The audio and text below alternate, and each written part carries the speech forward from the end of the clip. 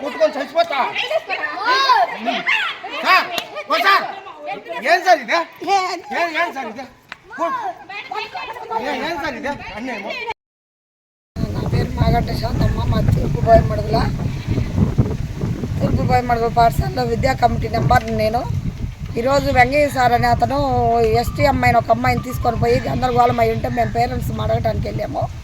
వెళ్తే మీ పాపం దేశపాలేదు సంతోషించండి అని మా మేము కలబడి మమ్మల్ని ఇనప రాడ్లు తీసుకొని పొడవ పోయేసరికి గ్రామస్తులందరూ గలబా చేశారు. అతను పరారయ్యాడు.